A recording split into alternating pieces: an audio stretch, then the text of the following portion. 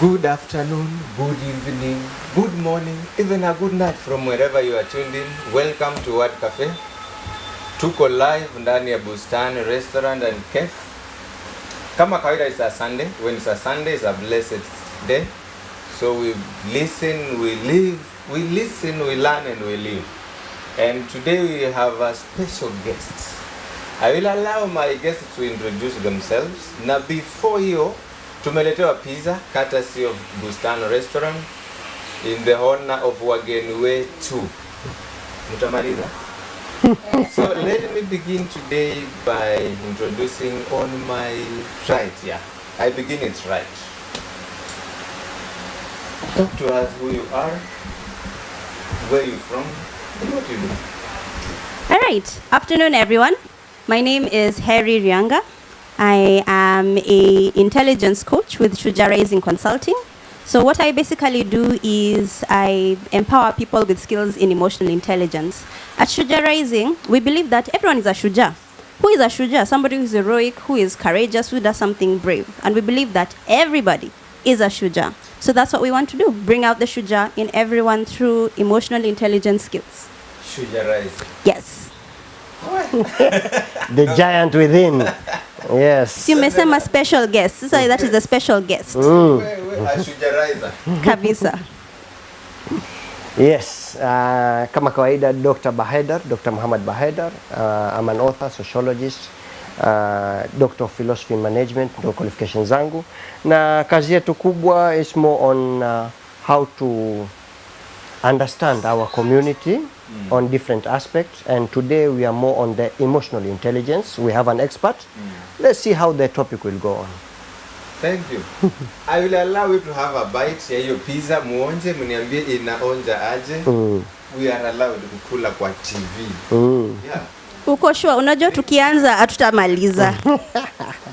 Uzuri pizza itaisha. Pizza itaisha, ndio uzuri. Wataleta ingine. Hiyo ni challenge. Challenge accepted. Alright. Yes.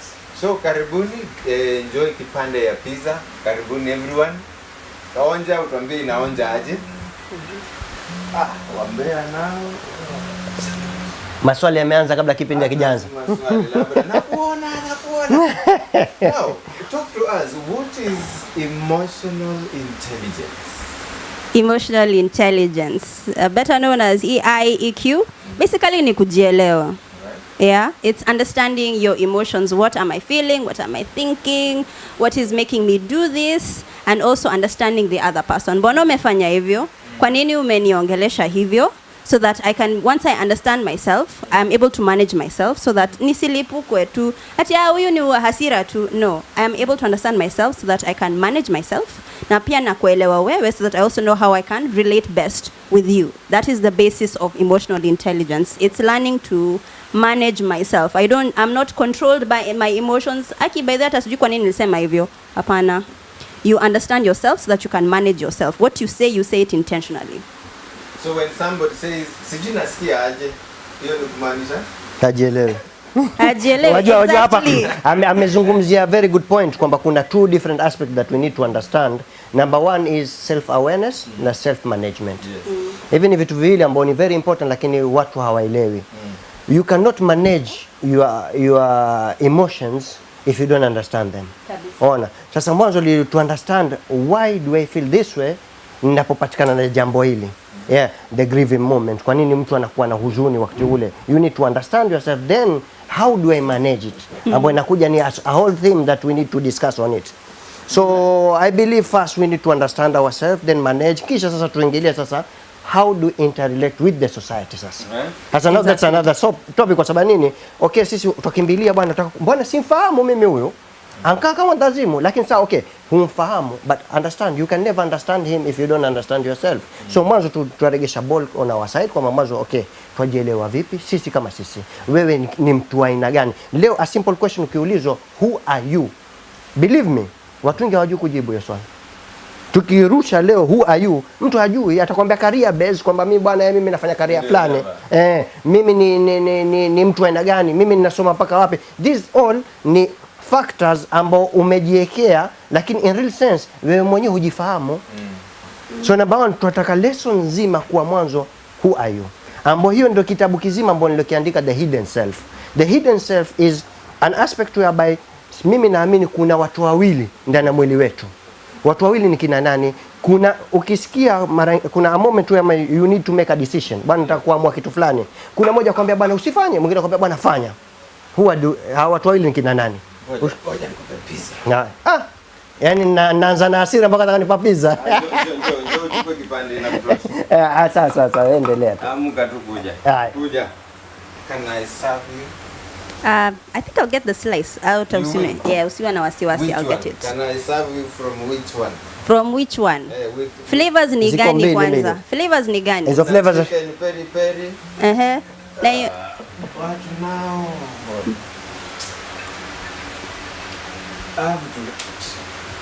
Kama walabda ni konzani na mimi sina habari. Pesa hizo zitakuingia, mwambie atume kwa M-Pesa. Watume kwa M-Pesa. Mimi namba yangu naweza mpa, haina tabu. All right, I'll get ya kwako tu hiyo. Don't worry. Let me get myself a slice. Yeah.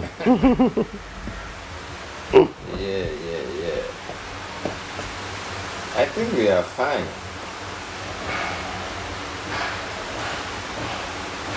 Yeah. Freddy ya kula mbele ya kamera si nzuri. Nini? Ndio unapunguza makali. Wafanya kusudi ile kamera ziwe live ili uone haya.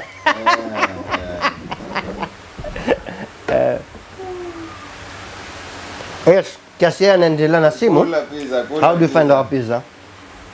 Oh, I have not tasted it. Jaribu. Utuambie kata si ya Bustan. We are in Bustan sasa hivi. Tunaendelea. Wana pizza, the best pizza in Mombasa so far. Come grab a pizza for yourself. Home of pizza. Kabisa. Home for pizza ama home of pizza? Naomba nijue. It's nice. It's nice, eh? I like it. Yeah, it's nice. They are very good. Doctor, ni home for pizza ama ni home of pizza? Home of. Okay. Ni mtu alikuwa anataka link. Sasa nimepost kwa kwa Facebook page yangu ya Fred Saisi, ukienda hapo unapata hiyo link iko hapo.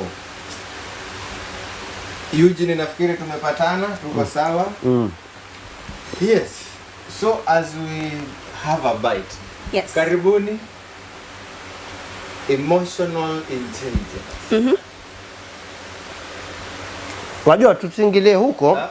Ngoja Fred, ngoja. Raha ni hisia. Umekula pizza? Ndio tamu hiyo.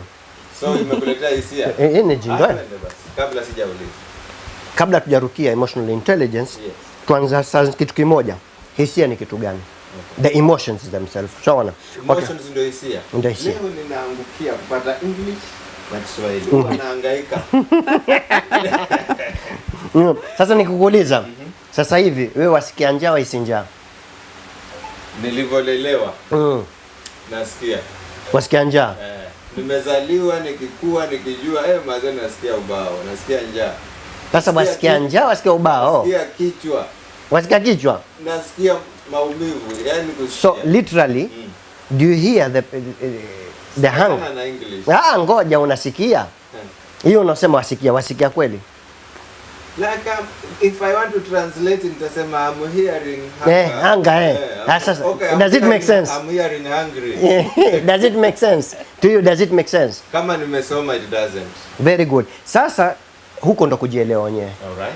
If sasa sisi hatuwezi kudifferentiate between kuhisi na kusikia, then tutazungumzia nini ku understand behavior za watu? Okay. Mwanzo number one, a simple concept kwamba mimi nahisi kitu fulani, these are emotions. Okay, hizi emotions kuna aina nyingi za emotions. But now, kila emotion inakuja kwa sababu ya kitu. Hii emotion haiji, ukisikia njaa ama kuhisi njaa, kuna vitu tofauti, sio? Kwa hivyo umehisi njaa sababu hujakula kwa muda mrefu. Okay. So automatically kuna something ambayo inaendelea katika tumbo wako, wasema bwana sasa hivi time ya kula. Aya, shika. Emotions, actually I have had the definition of emotions in Swahili. Yes. Intelligence. Can you talk about the intelligence in every person?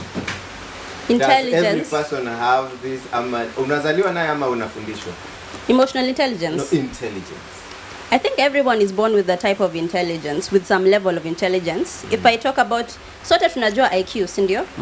Intelligence is your ability to learn, and that does not change. Your ability to learn from when you are primary, it's not going to change till you are in university. It is not the amount of information that you know, it is your ability to learn. Hiyo ndio intelligence. Okay. So emotional intelligence is your ability to learn how to manage your emotions. Tumeambiwa emotions ni hisia. What do you feel? What inclinations do you have? Nini imekutuma ili ufanye ile jambo? You see, that is your emotions. What drives you, right? Heri, So lakini mimi hapo kidogo nitakuchallenge kiasi. Niambie. Tukizungumzia IQ, concept yako, does it change or it doesn't change? Your IQ? They say that IQ, according to some scholars I've read, Yeah. it doesn't. It's because we confuse IQ with ati unajua how much do you know. It's not a matter of I have certain amount of information, nimefika hiki kiwango cha education. It is your ability to learn. Very good, very good. Sasa if it is the ability to learn, tuzungumzie swala zima kwa does it change? Do you transform with time? Let's say mimi sasa hivi ni zuzu, kesho nakuwa mwerevu. Does it happen? If you say IQ doesn't change, then let's take a clear example. Tuzungumzie swala la Albert Einstein, who literally alikuwa hajui kusoma, he could not perform in school, mtu mpaka class 4 yeye hajaweza kuzungumza mpaka miaka 7. All these were factors mpaka kufukuzwa skuli. In real sense, yule jamaa ajulikana capability yake kusoma ni zero. But the question is, today jamaa huyu ana IQ 160. Ushafahamu? Kumaanisha did he transform? He transformed. So even the ability to sema IQ 160 kuna kipimo Yes. cha IQ. We You can gauge test it, yeah. we gauge you. Na hii IQ 160 ni genius level. Lakini ukitizama yule mtoto alipokuwa mdogo IQ level yake ilikuwa iko chini. I don't think so. I think that people, you know, like there are some people who just because I have a disability, it does not mean that my intelligence is low. People think that because I cannot read, children who have issues like autism or all these ADHD, they think that because they are disruptive in class that they are not smart enough. So I'm also challenging you. Just because he could not read does not mean he was not intelligent. One thing you don't understand is kuna kitu inaitwa subconscious mind. Okay. With the subconscious mind ni kwamba you can train and you can change and you can transform it from one subconscious mind. Katika akili kuna conscious na subconscious mind. Kuna mambo ambayo wewe wafanya lakini huelewi kama wafanya. Subconscious. Sasa ndo nakueleza. Subconscious mind ni kitu ambacho wafanya wewe huelewi kama umefanya. It could be a repetitive habit. Nakueleza. Mfano, weza kuna mahali na keti nikakwambia Fred umeact kama babako. Hivi babako anavyofanya. You did it si kwamba ati wajielewa umefanya, lakini kwa sababu mimi nishamwona babako na nishakuona wewe, nikakwambia hii action ni kama babako. But since it's a repetitive habit, umeiona kila siku, imeingia katika subconscious mind. So you do it without you knowing that I did it. Okay. Mfano, wewe kila siku wazoea kwenda na gari, wajua mimi naenda njiani. Kuna sometimes akili yako haiko, but ukafika nyumbani, ukadrive kidogo, ukaenda kwa muda mrefu, lakini akili ilikuwa ipotea kisha karejea. But subconscious mind imekuelekeza kwa sababu ile route umeizoea. Okay. You get me? Okay. So literally wakati nilikuwa na train kama tour guide, niliambiwa ni instinct. So instinct is something different sasa. Something different. Sasa hapo ni topic nyingine utazungumzia. Wajua this topic is vast. Wait. Talk to me. Instinct na intelligence. Zinaoana man. Yes, I will say this in that saa zingine because of circumstances we instinctively react a certain way because of experiences vile tume grow up. You know, if I grow up in an environment nimezoea kushautiwa na watu, kila mtu is screaming at me, all right, then instinctively if I hear somebody raising the voice tayari nimeanza kuwa defensive, nangoja kusikia hiyo kelele. Why? Because that is the environment that I grew up in.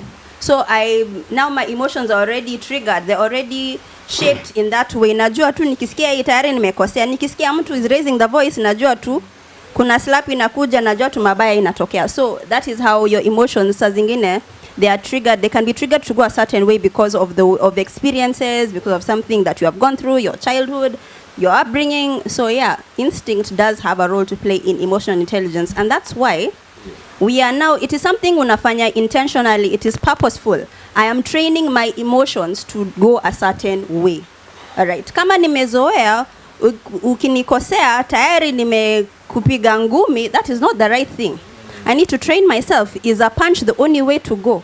Siwezi nikakuongelesha tu kwa amani, tuelewane, unaona? Instinctively mimi najua tu kama ni hasira coffee, kama ni hasira nakupatia, yani naku rain with words. So I'm instinctively trying to change that. That is emotional intelligence, managing my emotions. Okay. Mimi I'll give you a good example, yes. Fred. Wajua ukizungumzia instinct kuna kitabu kizima kimeandikwa kuhusu instinct which kile mimi najua instinct ni naenda mahali sina habari nayo, kama niko Masai Mara. Very good. Na njia huwa ni nyingi. Very good. Sijui ipi itanipeleka, na nikifika mahali nione huku ninakoenda nimepotea. Hiyo ni instinct zimeniambia hapa wapotea. Rudi. Sasa na kweli huwa ni hivyo. Sawa, lakini nitakwambia hichi ni kitabu kizima kimeandikwa kuhusu instinct. Jamaa anaandikwa T.G. Jacks. T.G. Jacks ndo ameandika kitabu cha instinct. Anasema mfano mdogo tu, nitakupatia example katika kitabu chake. Anasema amekwenda hivyo safari. Tuzungumzie hiyo safari. Right. Amekwenda safari. Kuna zoologist alikuwa akizungumza masala mingi ya ndovu na habitat yake na vitu mambo mengi akawa akizungumza mpaka akasema this guy is well educated and is vast in this. Ushafahamu? So akawa alivyofahamu akaona huyu jamaa amesoma sana in this field. Sawa? Lakini wazunguka mpaka sasa hivyo hawajamwona ndovu. Wakifika mahali akachukuliwa Zulu. Mzulu mmoja yule mzee, ushafahamu? Yule mzee wa Kizuru ambao yeye ndo anaishi huko, akapandishwa ndani ya gari, hakuchukua muda mrefu akasema bwana ndovu atakuwa kwa pale. Sasa huyu na kisomo chote lakini hakuweza ku-identify ndovu tuweza mpata wapi. Now that is instinct, kwamba huyu amekwenda na instinct zake kufika kule, si kile kisomo. Ushafahamu? So instinct ni vast. Kuna mambo ambayo mimi kahisi leo I'm not in a good mood, something bad will happen, na ikatokezea hivyo. Ama bana najihisi, kuna wengine mpaka waota. Ushafahamu? Instinct ni kama ni the sixth sense in real sense. Ushafahamu? Ni kwamba kuna another sense ya kuambia vitu ambapo an ordinary person haizi kujua. Naweza ingia hapa mimi nikahisi tu bad vibe, nikasema hapa kuna something that is not right, something fishy. Something is not right, which you are right. Hii inafanyika kwa watu walioana. Unakuta mzee anataka kwenda safari, I don't feel like talk to us. Hii huwa ni nini? Mama anasema tu sioni kama ni vizuri uende hiyo safari. I think it's what is. Let me concur with him. Yeah, it's that dark foreboding. It's the instinct. I think they're all your emotions play a role in your instinct. Yes. Now, right. Is there a way someone can train the instinct? Yes. Ambao ni kitabu kizima kinaitwa The Hidden Self. Number one, what do we need? What does someone need to train on emotions? Are you able to take on that? Yeah, sure. Let's go. All right. So I actually have a level up workbook. There it's on the table. It's called the Level Up. Yes, thank you. Level Up Emotional Intelligence workbook.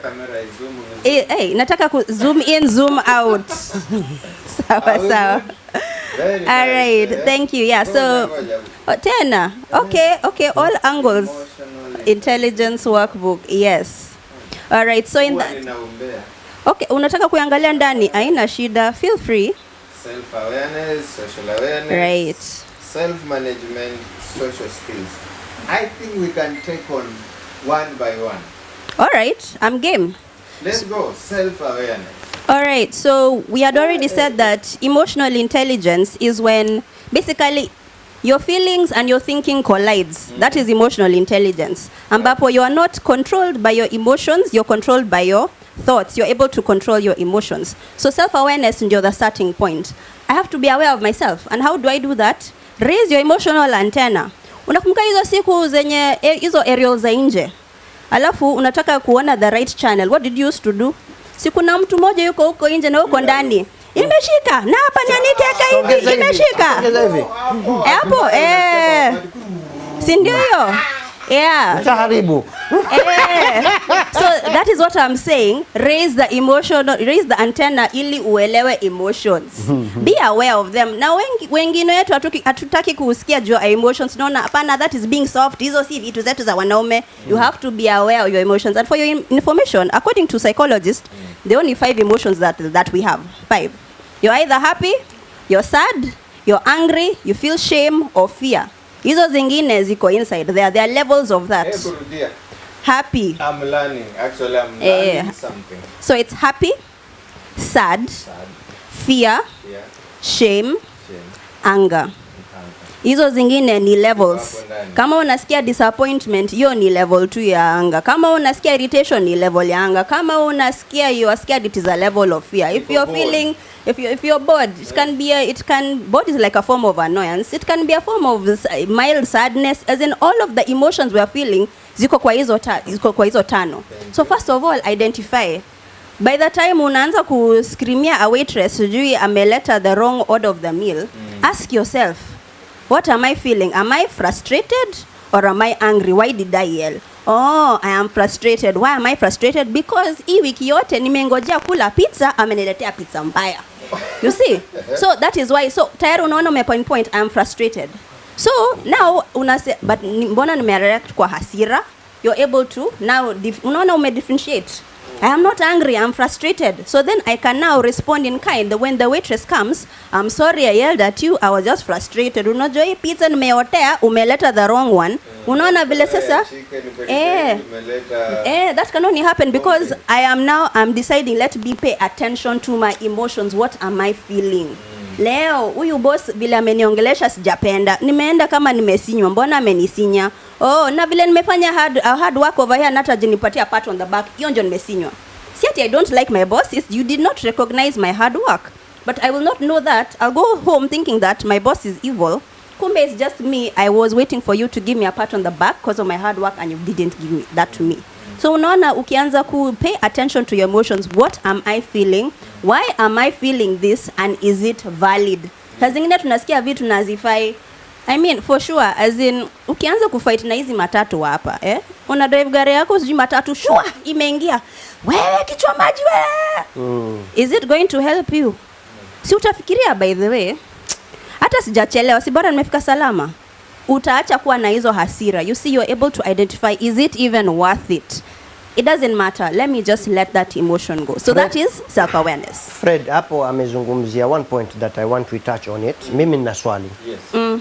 Why do we yell tukiwa na hasira? Because now we are talking of emotions, okay? Sasa mimi nimehasira. Nina hasira, why do I have to yell? Kwa nini nipige kelele? Nikupige kelele. Why? What is the reason behind it? Labda tuulizane swali hili, then now we can understand better kwa nini these things happen. Ushafahamu? We cannot talk of the root if we don't understand of the question. Mwanzo tuelewe hili swala ni nini. Why do we yell? Labda niulize swala hili. Why do we yell? Mimi nakasirika na why? Okay, why? Mimi nauliza swali, wewe uniulize tena swali. Uliza mimi nitajibu, kwanza uliza yeye. Jibu swali mwanzo.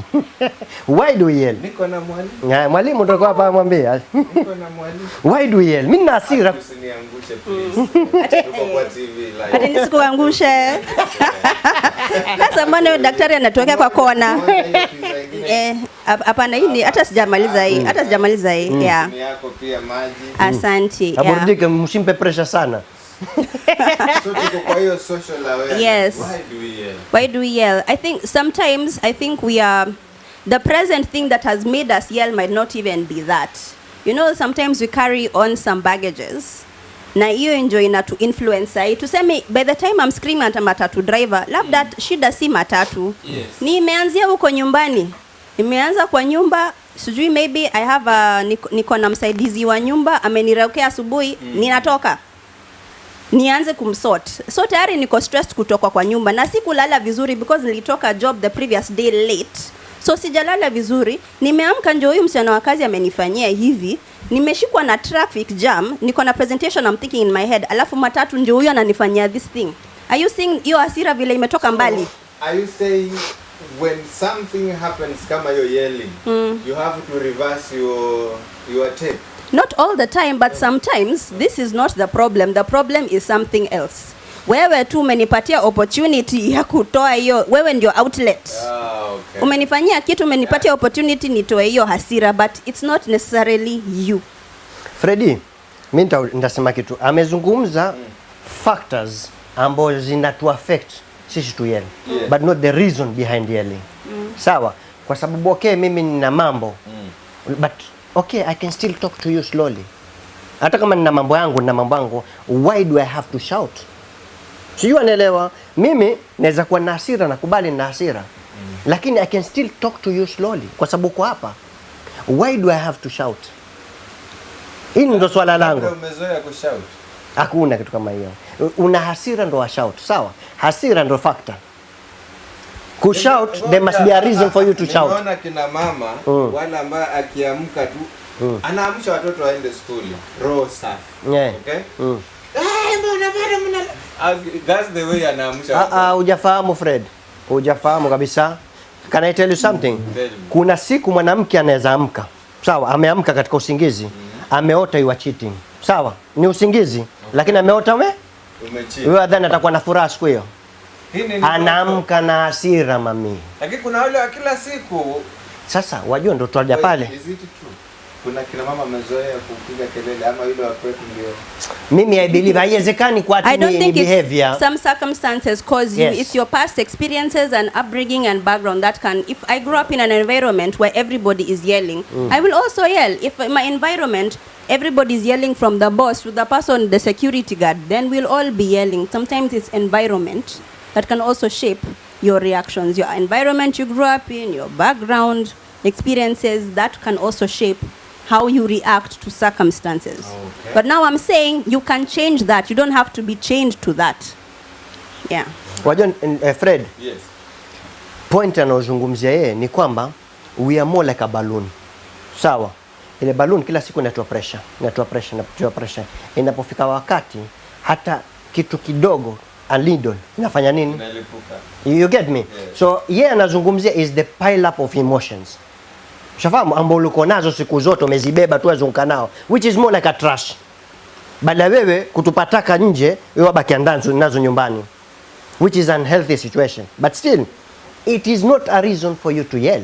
Bado tuarejea pale pale. Sawa, hizi zote ni factors ziko. But why do I have to yell? Okay, kwetu labda kumezoeleka hivi, but you can be different. Yes. Why do I yell nikiwa na hasira? It's simple. Because automatically ninapokuwa na hasira na wewe umenikosea, our hearts distanced.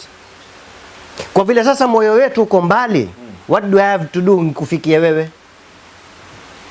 Hujanifahamu bado. Wewe umenikasirisha. Umenikasirisha. Unaponikasirisha automatically moyo wangu unakwenda mbali na unakwenda mbali. So we are not close anymore. Yes. Tumekuwa mbali. Yes. Na mtu aliyokuwa mbali lazima ufanye nini? Ongea na sauti. Sasa kuna konzani aliraise hapa ya mtu wa matatu amemuingia vibaya, ambapo ni kitu inafanyika daily. Na ako na mambo iko kwa kichwa. Yes. Akatoa pressure na hapo. Hiyo inakuwa ni hayuko self aware huyo. Hayuko self aware. It's true, because when you're self-aware, you'll be able to know that even if you scream at that matatu driver, because sometimes you will, utajirudi utasema, lakini ni matatu ndio imeni, as in hiyo ndio niko na hasira nayo kweli. Hapana, ni because of A, B, C, D. Na hata si hasira, by the way, ni frustration, ni disappointment, ni I'll be able to now assess myself. Si ati utapata right all the time. Unfortunately, hakuna mtu atasema now I am a genius at emotional intelligence.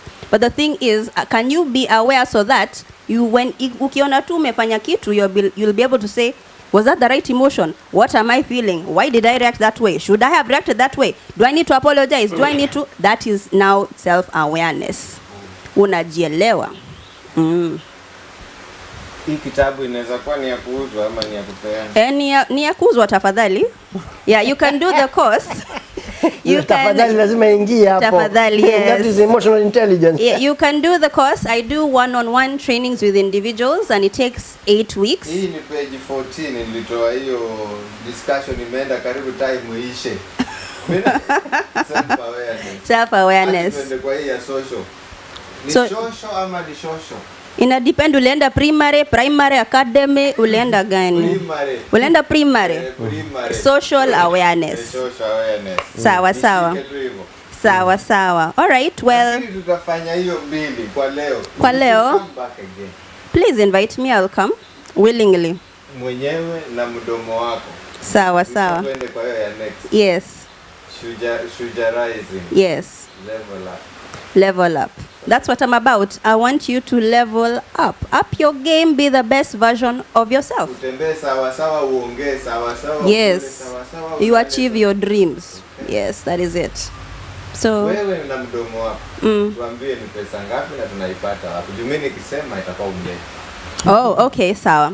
If you want a copy of the Level Up Emotional Intelligence workbook, it is 1,000 shillings. Or you can do the workbook by yourself. It actually has exercises, you can go through them. And it's also inclusive of other books. You'll find information about the other book that I've written called Why Not You, which is a book that also helps you just reach your dreams. So this is 1,000 shillings. Or if you do the training, then it comes as part of the training. And I do one-on-one and group coaching too. Hapo kwa one-on-one, nikija tu mimi one-on-one kitabu napata. Si unailipia kwa hiyo training. Si unalipia training alafu unapata kitabu. Basi mimi nikafikiria tukikutana tuna wewe mwembe hapo sini one-on-one na kitabu. Ni wiki 8 my friend, 8 weeks tunapeleka through this book. 8-week session of 1 hour a week. Social awareness. Okay. Social awareness. So I talk about social awareness. Before you talk about it, what do you know about social awareness? Dr. B. Yes. Msanii, yes. Mwalimu, yes. Mwandishi wa vitabu. Sijui kama anapata hiyo. Pizza. Hapa ni home of pizza in Shangi 24/7. Basically what we need to understand is our society. Being aware of how our society is and how do they operate. Kuna mambo ukiyafanya in a certain community hayakubaliki but in another ikawa yakubalika. Ushafahamu habitation zao na vipi wanavyoishi. Unaona cultural norms, kuna taboos walikuwa nazo ambao wewe unasema mimi hili liko sawa kwangu, lakini ukienda mahali kwamba hili si sawa. It's a simple concept kwamba bana mimi nafikiria kwenda China, lakini nimetizama katika tatizo lilioko ni kwamba hakuna number 3 kule China. How?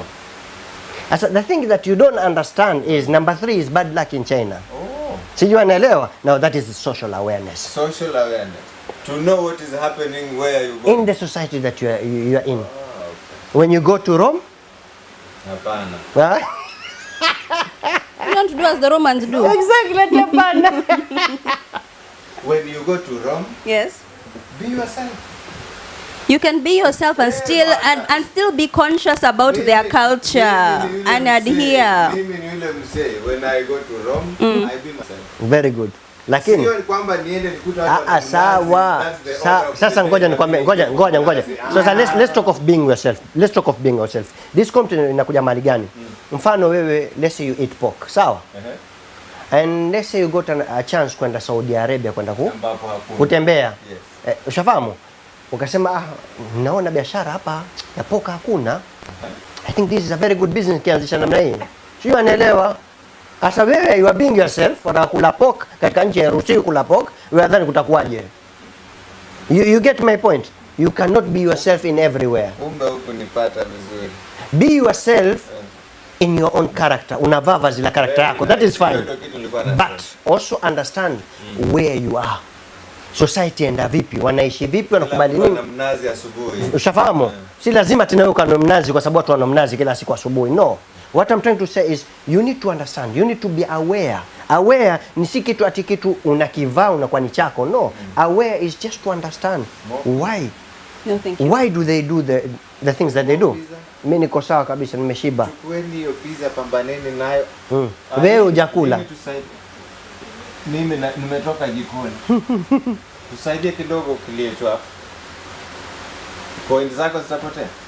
Mimi niko sawa. Sisi tutaka maswali. Najua wewe hujafanya, wewe itaenda na glass pole pole. Yeah, hiyo pizza chukueni, pambaneni nayo kama bado iko moto. Tuko sawa? Wanifahamu? Social awareness is just you being aware what is going on around you. Your surrounding. That's it. Sikuambia ufuate lazima, no. You are aware. Haya mambo endelea hivi. Ni kama tuseme mimi nikikwambia una nyumba, una watoto na una mke. Leo mtoto wako amekuja, ametoka fresh, akiregea hayuko sawa. You as a father, kuna zile instinct mama atakuwa ni rahisi kwa sababu ana that inbuilt instinct kwamba nimeona mwanangu na nini, mbona uko sawa leo? Automatically kwa mama anapata hiyo. But the question is, are you aware as a father in the house? So you anaelewa. Now that is social aware. You understanding what is going on. Na ukiona kitu tofauti, you know that there is a problem. That is a defense mechanism whereby uwezi kwenda mahali ukaona hapa ambao siku zote bwana usiingie hapa kuna simba, wewe hata kujipeleka mimi bwana shujaa. Subutu kama utatoka hai. Madam Heri. Yes. Social awareness is what he said. It's being aware of the society around you. I want now to bring it to the individual. It's also about, tulisema self-awareness is paying attention to yourself. Yes. Social awareness is paying attention to the other person. Yeah. Na kufikiria wewe. By the way, leo kwa nini uko hivyo? Kwa nini hauna raha leo? Kwa nini kazi hata hauna motivation? Why did you do that by the way? Kwa nini umekuja na hasira leo? I'm thinking about you. Najaribu kukuelewa so that hata hiyo siku utakuja kwa hasira, I want to be like, yeah, kawaida yuko hivyo. I'll be like, hapana. Kuna kitu hapa, there's something not right. I want to understand why so that I can also treat you well. Nikuelewe. It's about empathy. Empathy is key with social awareness. Empathy is najaribu kuelewa your situation and I even want to go the extra step of doing something about it. Unaona? Si ati naona tu kitu mbaya inafanyika, Mungu saidia. That is not empathy. That is sympathy. Empathy is naona kitu, Mungu, hebu niambie vile naweza saidia hapa. Naona nataka kufanya, I want to go the extra mile. That is empathy. I'm going the extra mile. I want to help you. That is empathy, going the extra mile. Sympathy ni hiyo tu unaangalia tu na pole kwao. Haya, mtu atawasaidia lakini hata uko kwa hiyo mix, mtu tu atawasaidia lakini si wewe. Empathy, you are compelled. Yaani unasikia tu kwa moyo wako, hapana, siwezi wacha that. I have to do something about it. Kuna neno linaitwa ruhuma, si huruma. Ruhuma? Ruhuma. Leo tunajua misamiati leo. Ruhuma. Ruhuma is the intense ability of not only feeling mercy, kwamba bana mimi na kuonea huruma, but ruhuma is the aspect whereby I feel the need kuwa part of that problem ili tusaidiane pamoja. Yeah. Mfahamu? Sasa tuseme bwana Fred umekuja mimi na matatizo yangu. Wewe ikiwa mimi siko empathetic kwako wewe, kitu kitakofanyikana ni nini? Ni kwamba siku ya pili huwezi kunifuata tena mimi. You'll only talk to someone who number one you feel confident with, number two waona kwamba okay, if I tell them kutakuwa na kama a certain response ama feedback utakaopata itakusaidia. Number three, you feel they can advise you. Mambo matatu lazima uyapate kabla hujakwenda kuzungumza na mtu with your problems. So empathy ni wewe bwana, okay, nimeketi nikakusikiliza, okay, so how do I help you na kusaidia, but sasa mimi nakuona afadhali tutumie njia hii. This is my advice. It doesn't have to be right always. Na si lazima uifuatilie, lakini na kutoka kwa Prince Villa, ni Villa ama Vaila, hii majina ya Facebook. Vaila. Most people find themselves in this position. How can one overcome this, e.g. if one isn't easy to open up? Sasa hilo ndo swali sio? So okay, tukiuliza why are they not easy to open up, hilo ndo swala la kwanza kabla kuuliza kwa nini they are not. Utabidi endelea lakini kuna endelea. Kama tuulize maswali yote kisha tujibu. So the question is, wajua mtu haizi ku open up ikiwa mimi nikishakwambia wewe habari zote ziko mtaani kila mahali. I cannot do that. So number one, mtu anatizama security yake. Kwamba mimi nitakwambia hili ni jambo that is kwangu mimi ni precious. Ushafahamu? Okay, na na feel ikiwa itatoka then mimi nitakuwa labda nimefedheheka katika jamii yetu. So if mimi nakueleza kitu, I have to be confident with you kwamba mimi nakueleza hii lakini tutabakia baina mimi na wewe. Umemaliza hilo? Kuna swali la kwa okay. Huyu anasema Mr. Sociologist, ni wewe sio?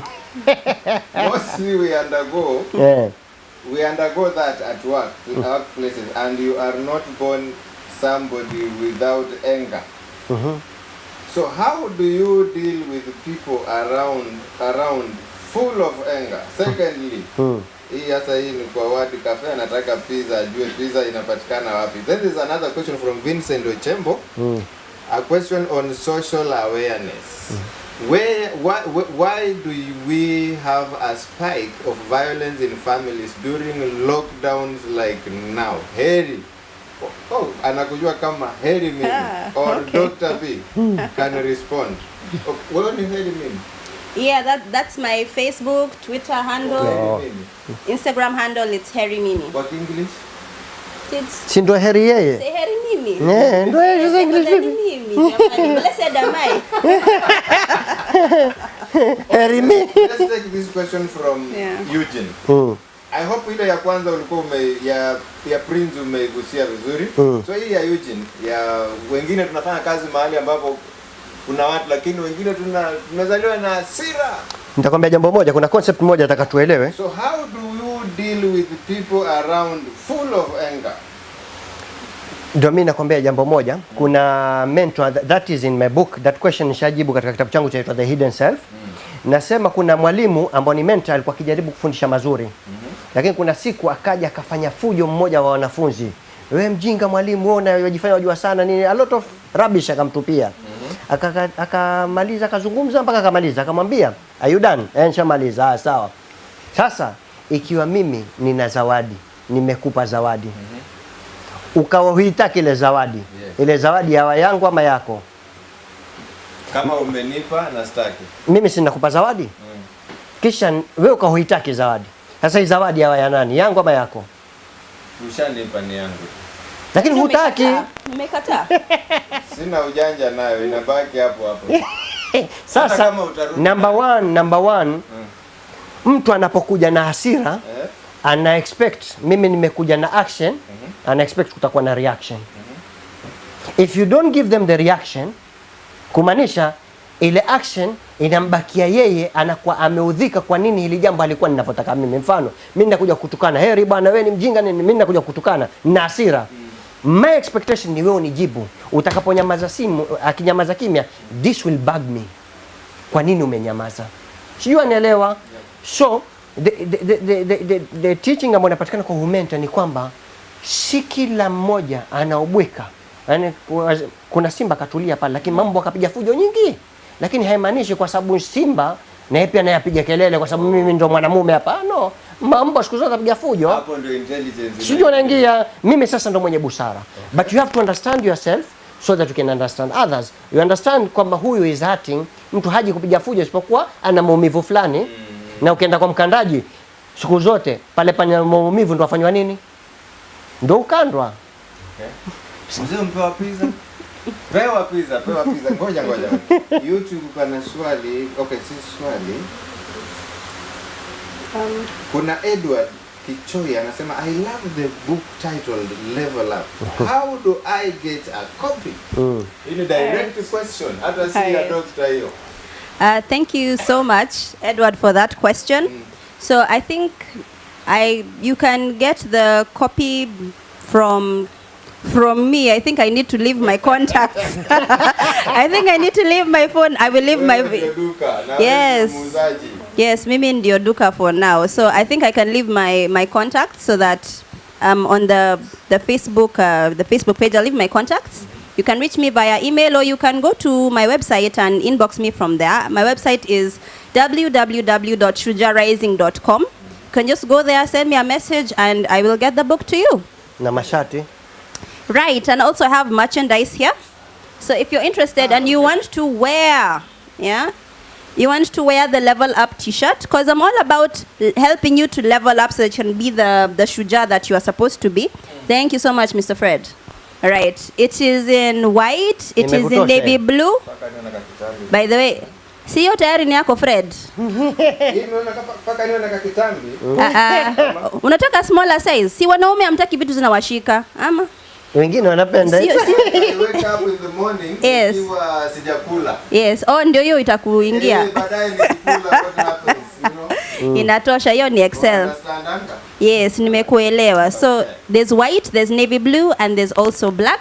Each t-shirt is 800 shillings. The same way, if you want a t-shirt, feel free to go to the website shujarising.com and you can inbox me. I'll get you one.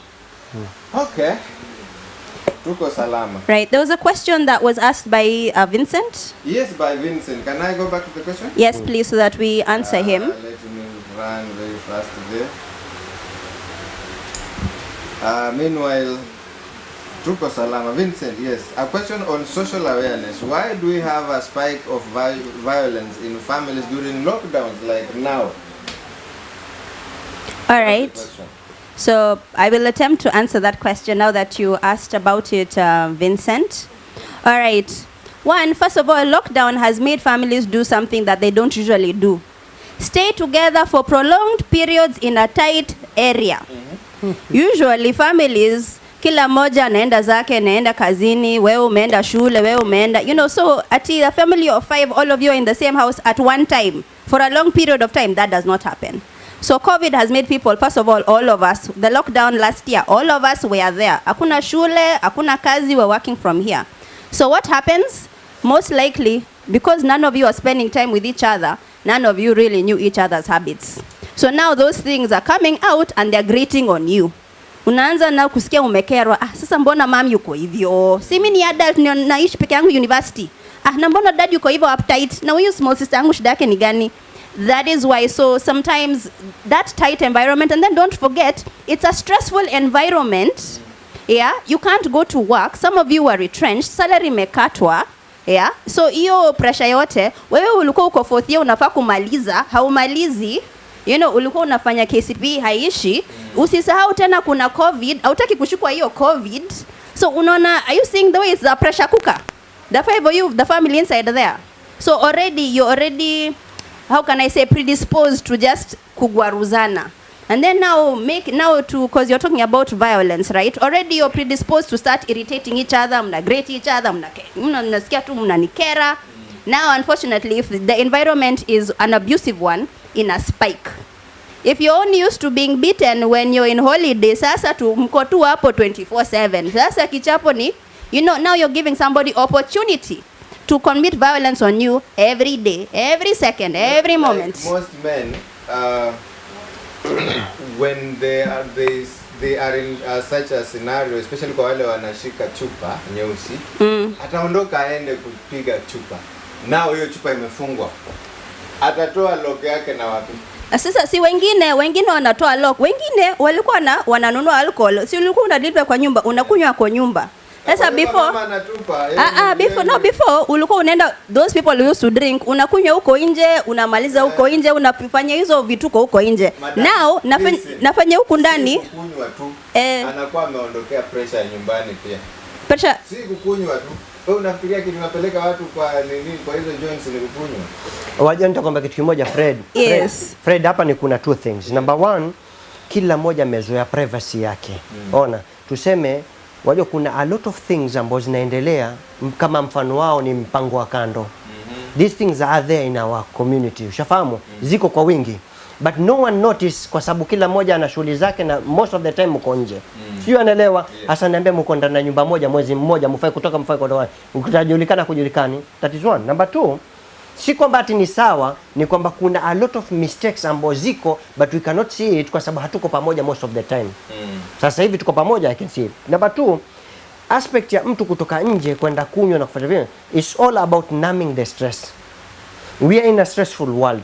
Kuanzia pressure za bills na kusubiria, majukumu ulionao, pressure za kazini, family issues, to marafiki, jamii, all that katika one casket. Apart from that, kuna pressure tunaopata ambao ni through the radiation ya TV. Stressful ambao zinatufanya wewe ukitizama tu zile horror movie na ile ni stress tosha. Kabla tujazungumzia stress nyingine. So, okay, this all stress tunafaa kuzipeleka wapi? There must be a place to release. Na kila mmoja na mfumo wake. Kuna watu wametumia meditation as part of stress reliever. Kuna watu wametumia prayer as part of stress reliever. Shona, ndio kuna watu wako excited. Ngoja, kuna watu excited kwenda kanisani kila Jumapili na kuna watu wako excited kwenda Ijumaa kila mahali.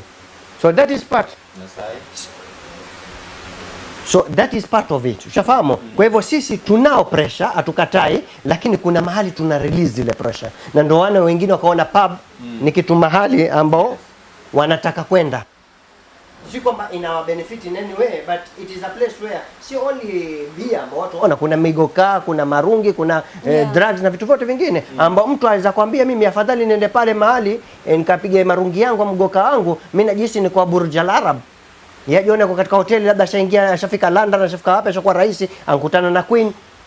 Katika yani anataka kulive in a fantasy, atoke na stress nilionao. Me, I just want to be somewhere where I can just fantasize my own life. Nitengeneze my own world. Na kuna watu mpaka wamekuwa very good actors kwa sababu once they are there, they are yani wanavaa ile character because I'm tired of my own. Sio anaelewa. I'm tired of my own character mimi nyumbani. Sijui anaelewa. Kwa hivyo the best way mimi hata afadhali niwe kama kuna watu they prefer kwa mimi move mimi niweke bosi ama niweke mfalme. Shona, yani yaona sasa yani mateso kila siku afadhali sasa hivi mimi ninakuwa mfalme fulani. You understand? So that is the factors ambao sisi tunapigana nazo. It's not easy to solve them, but there is a process where we can solve them. Ambao sasa hivi ni vitabu ambao sisi tunaviandika kuanzia the hidden self, tuna level up na vitu vingi ambao tunaviandikia on the same aspect. Wachia hapo kwanza. Madam. Yes. Umesikia vile amesema? Kutoa pressure. Yes, I agree. Tulikuwa huyu mzee amekimbia nyumbani anakunywa kakitu. Kuna mtu anaitwa Heri tamaniambia na si hata koko ni chupa nyeusi. Heri tuachana na mimi. Wachana na mimi tafadhali. Nao nilikuwa naongea kuhusu chupa. Mzee amezoea kwenda kunywa si kwa sababu anataka kunywa, ni kwa sababu anahepa hiyo kelele ya nyumbani. Nao hakuna hiyo kwenda kunywa. Nikaa nyumbani. Tufanye aje? That's why I'm saying they were asking why there's a lot of kuvurugana kwa nyumba. It's you don't, and you see the thing is even the drinking is not a good coping mechanism. Yes. But that was your coping mechanism. Sasa hauna. So ni develop good coping mechanisms like he was saying. Yes. Can you watch a good uplifting movie, read a book, go to the beach, do some, go to church, go to whatever religious institution you're going to, find a good coping mechanism. That is the problem. All of us tumefinyana kwa nyumba. It is not pleasant na hatuna coping mechanism. Kama hauna your own room, I'm sharing the room with my 3 sisters or my 2 what? Sisi niko na privacy yangu. Ndio maana utapata mtu ameweka earphones the whole day na yuko kwa simu. Yani wacha niko tu peke yangu. That is my coping mechanism, So and it's not always healthy, right? So that's why hatujazoea kukaa pamoja na hatuna hizo social skills anyway because we've not zoeaed to be in the same environment for a prolonged period. Now that is why now you should learn that. Sasa kama huyo mzee itabidi tu get coping mechanism. This is your family, by the way. Are you going to escape them? Learn how to manage inside there. Even if it is, by the way, me for 2 hours niwacheni peke yangu nisome gazeti. Sawa? Do that. That is your type, your coping mechanism of how to deal with the pressures of work or family. Hautaki kelele. After the 2 hours, come and socialize with other people. Your wife would have done the same, so would the children. The point is, watu watafute healthy coping mechanisms. How do you, let me even stop calling them coping mechanisms because it sounds negative. Thriving mechanisms, ways that you can thrive even in stressful situations and manage your emotions, Utasikia, mbona nasikia hivi. You can talk to your emotions, you can dictate them, You don't have, just because you feel like this, it doesn't mean that they have to control me. I can decide that, by the way, no, I'm going to look for the silver lining. Because tuseme umedictate na hizi emotions zote za COVID, what are they? Fear, disappointment, frustration, anger. Are you going to live the whole of 2020 like that? Mwaka huu COVID haijaisha, kwanza ndio mmeletewa Sputnik. Are you going to live the whole of 2021 like that? Fear, anger, frustration. Oh, this government, this what, the COVID. Are you going to live like that? No. You have to tell yourself, you know what? This is the reality. I'm choosing to swim. I'm choosing joy. I'm choosing to thrive. If this is the new normal, how do I thrive? How do I cope? How do I manage? Kama sasa I have to work from home. Kama uko Nairobi manze. Isa ulikuwa umejipanga unakuja Diani. Umelipia hoteli, my friend, flight cancelled.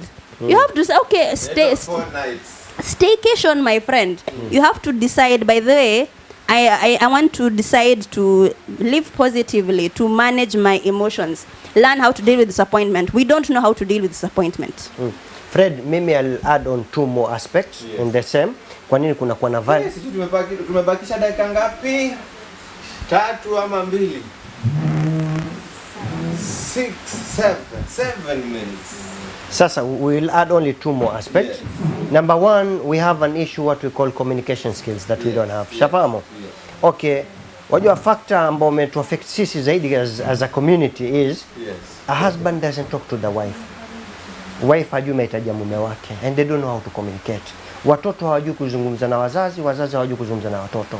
Umeona? This is a bigger problem than anything else. You cannot communicate. Na mkicommunicate ni kwa kelele. Huyu amekasirika ataka kumpiga, huyu atakufanya nini? That is this. Sasa wajua you have to understand the other person for you to be able to communicate. Shafahamu? Kuna vitu mimi tuseme mfano, mimi ni mtu ambao let's say I'm an engineer. I cannot be at home nizungumze na mke wangu kuhusu engineering kazi yangu for the whole day. That is not talking. That is not communicating. You need to communicate. Communicate is to understand kuna time that you need to listen. Kwa mwanamke na frustration zake, so okay, I give you the time. I need to understand what is your problem. Talk to me, let me understand what do I do that is a mistake. Kwa hivyo mimi nitakapokuwa najua makosa yangu, kwa hivyo I know how to rectify. And likewise, mwanamke atamuuliza mume wake, watoto na. So there is that healthy communication in the house, everything is okay. That's number 1. Number 2, ikiwa wewe maisha yako yote umezoea to occupy yourself, then all of a sudden unaambiwa sasa kaa nyumbani tu wewe na watoto na kila kitu, kae tu nyumbani the whole day, miezi 6. You think what will happen? Ndio maana most of the people ambao walikuwa wamefanya kazi wakawa prominent people, lakini siku walipokuwa sasa ambao you retire, they go into depression. Kwa sababu gani? Kwa sababu all my life mimi nimezoea I keep myself busy, then all of a sudden wananiambia bana mimi sasa nikae nyumbani with nothing kwa sababu nakuwa mzee. Atakufa kabla siku zake.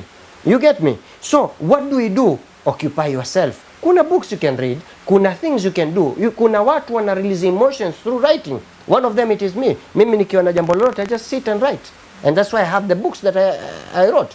Nini? I deal with the emotions. Okay, kuna vitu ambavyo mimi I need to tell the world. Kwa sababu mimi na feel hivi. Okay, je, kuna watu wangapi wana feel the same situation? So what do they do and how to go about it?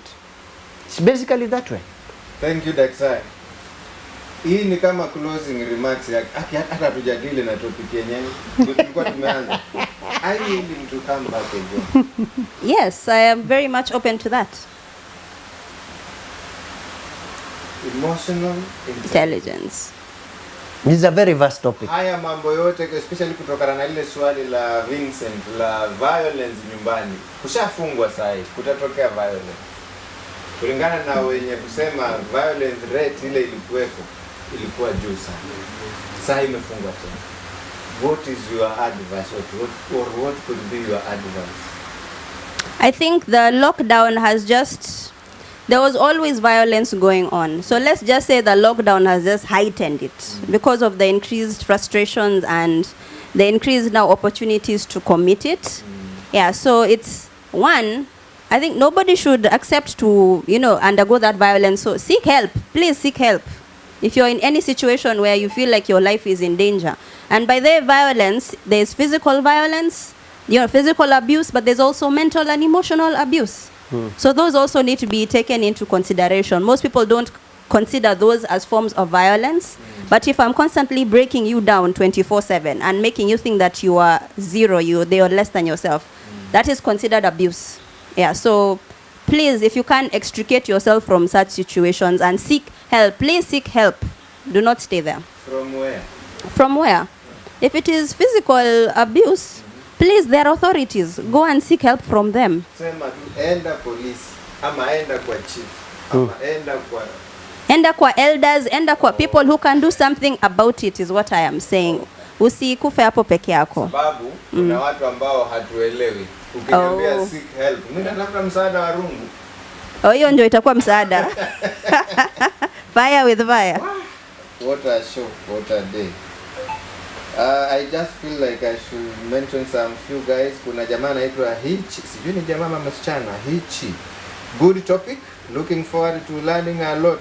Utarudi tena. Aya. Utarudi tena. Yule wa love the book umedeal naye, mahali ataipata, si ndio? Yes. Duncan Nondi following, I'm being enlightened. Great. Asanteni by the way. Ndanu Asmani, very enlightening. Ruth Galgalo, following, great conversation. Mche Wairi, hii nisome hii hapa chini, kizungu kinanipenda. It was not IQ but dyslexia. Dyslexia. I believe that was, I think it's referring to the point of Albert Einstein. Yes. Yeah. He didn't have a problem with his IQ. That's what the point I was trying to say. Okay. Just because I have a learning disability like dyslexia or autism or HD. Let's not go into that story. Actually, wewe unataka kutuanze kutoa hapa gloves tupambane na hiyo swali. Yeah, that's a different story. Sawa. So ukimalizia acha niangalie pia ni sentiments.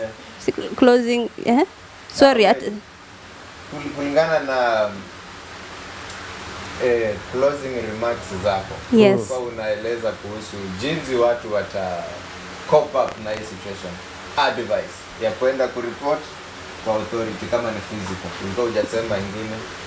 Okay, physical. Oh yes.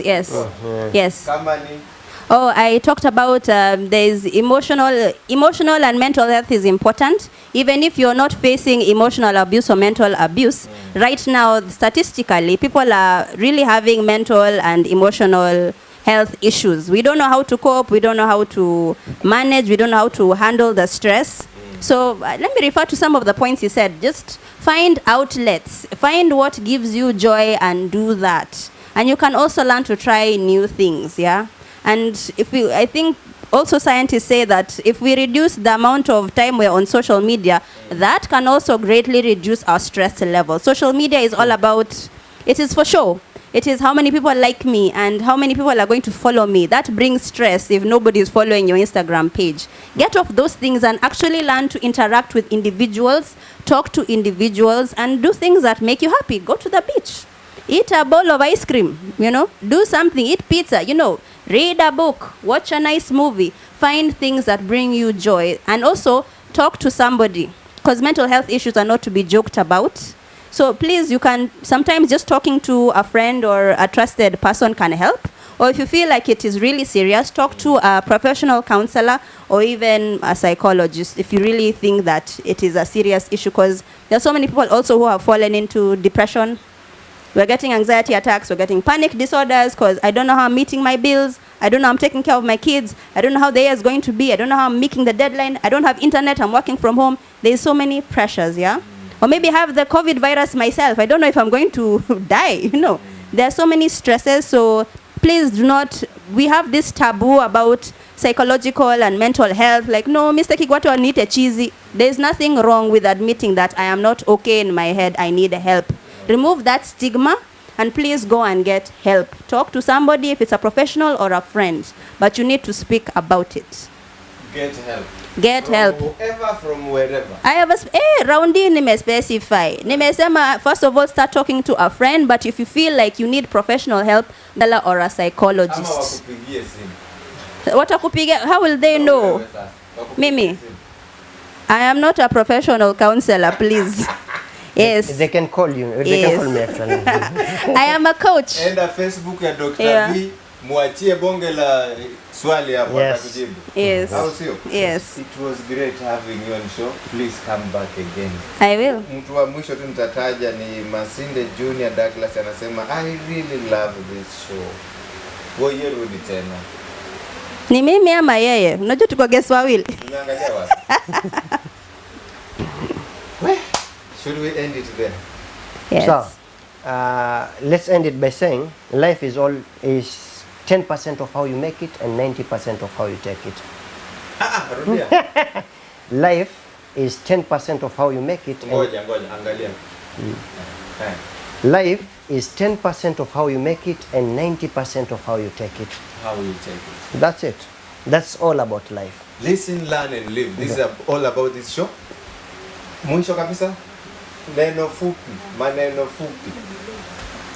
Okay, I'll say everything is practice. I read this quote, Juzi. They say, amateurs call it genius, masters call it practice. You will not learn self-awareness in one day. It is something that you build, so work at it, and eventually you will be able to find yourself growing in emotional intelligence. Practice it. Hakuna genius, it is practice. Ladies and gentlemen, till we see you again in good health, may God keep you. This was Emotional Intelligence by Dr. Bahaida and Madam Heri Ryanga. Heri Mimi. Heri Mimi. Kwa Facebook. Facebook, Instagram. Twitter, Instagram. Kwa heri, Mungu awabariki. Kwangu yani, kwa heri. Eh. Sawa. Si ndio? Si kwa Dr. B. Yeye amesema kwa heri. Si kwangu. Nikisemaje? Kwangu. Kwa heri na Dr. B. Oh.